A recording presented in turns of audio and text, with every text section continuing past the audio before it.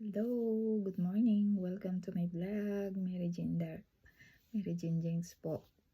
Hindi pa kayo subscribe po sa aking channel, Mary Jane Jenks. Para ma-update po kayo sa aking buhay. Paano ako nakapunta dito sa Amerika with my hobby. Yun.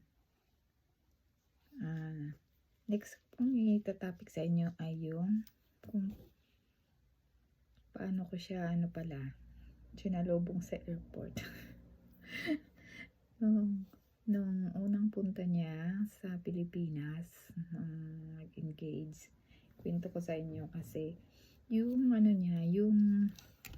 yung ticket niya is Tokyo, San Francisco to Tokyo to Manila. Ayun. Sinundo ko siya ng parang 20 yata yung flight niya. Tapos sinundo ko siya doon kasi expected ko dadating siya. Yung pala guys, naiwanan siya ng airplane. Yun yung ayaw ko mangyari sa akin. Kaya nung pumunta ako dito, ayaw ko nang may may other country pa akong nadaanan. Kaya kahit na mas expensive, pinili kong direct flight ako. Kasi naranasan namin na 2 nights ako dun sa airport. Nag-antay tapos hindi siya dumating. Tapos nung umuwi ako, dumating pala siya. Kaya hindi kami nagkita sa airport. Doon kami nagkita dinala siya ng taxi driver sa hotel. Doon sa sa Chivers Hotel dito sa may Terminal 4 na Naiya. Yun. Doon siya dinala. Kaya doon na kami nagkita sa hotel. Pinuntahan ko na siya. Ayun. Siya na masama yung pakiramdam niya kasi hindi nga akala niya linoko ko siya kasi pagdating niya sa airport wala ako. Kaya ayun, kinausap siya ng driver ng taxi. Ano ba naman pinagsasabi ng taxi driver na pag pag hindi daw ako dadating, hahanapan daw siya ng Pinay. Kaloka. Ayun, dun na kami nagkita sa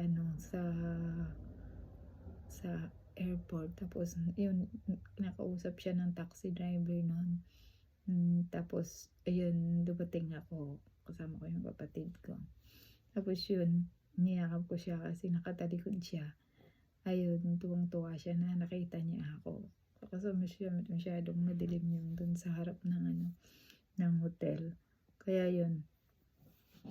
Pero happy naman ako na dumating siya tapos safe. Pero nung nasa Tokyo siya, tinawagan ako ng anak niyang babae, chine-check kung sabi ko, hindi dumating yung tatay mo sa oras na darating siya, sabi ko. Tapos yun, tinawagan niya yung nanay niya, tinawagan niya yung tatay niya kasi hindi ko siya makontak Ayun, yung pala, naiwanan siya ng airplane. So, yun, guys. So, yun, isa din po yun sa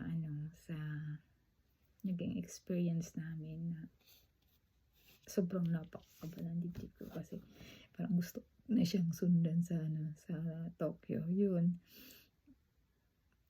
Pagkatapos nung dumating naman siya, so, sa hotel na kami nagkita.